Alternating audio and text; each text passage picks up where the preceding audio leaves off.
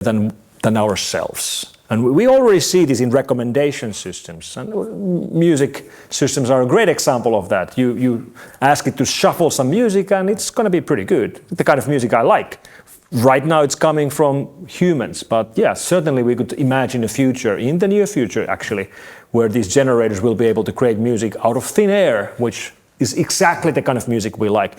The next step will be movies. You go to the Netflix of the future and hit play and it's going to generate a movie just the way you like. Enough action and enough mystery and drama, and it's all going to be rendered just for you. No one else will see the movie. And you can select the stars, maybe. Then I would like to have Sylvester Stallone as the head of this movie and Lady Gaga as the leading lady and maybe myself as number 3.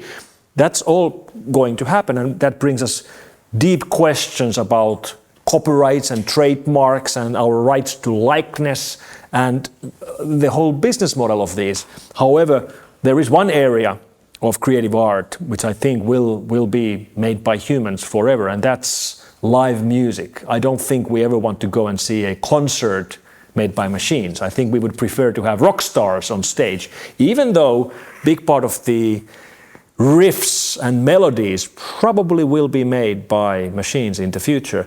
And I've been amazed about the technology advances in music generators. I made some AI songs a year ago with generators like Music LM, and I saved them. And I was recently listening to them again and comparing to what we can do right now with generators like Suno or Udio, and it's really like night and day. Like 12 months ago, it made okay music, but it wasn't singing. It developed so fast. Yeah, and it was like elevator music a year ago. And right now, it makes music which could be coming from the radio, and it can generate music with realistic singing in any language, in any music style, tango, death metal, gangster rap, and it just makes the music for you. I made a forecast earlier this year that within 2024 we will have a top 40 hit coming straight out of one of these generators, and I think it's highly likely to happen. And this indeed is a great question about who gets the royalties. Should the money go back to the source material where all these AI systems were being taught from?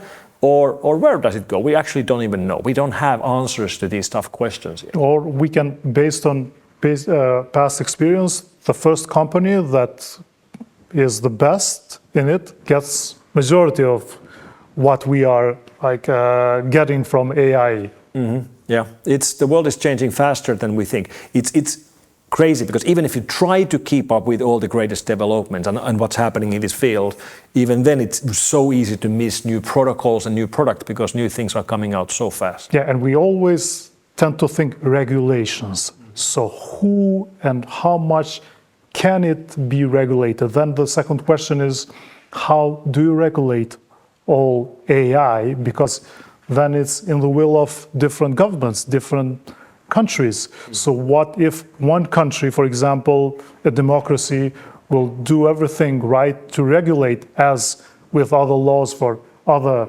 parts of life, of social life, then some will not. And then we'll use that gap to overrun these other countries. Sure. There's always loopholes in laws and regulations, and as we've seen, someone will always be misusing these loopholes. Now, of course, EU is the great regulator, and they tend to have the power to regulate big part of the Western world.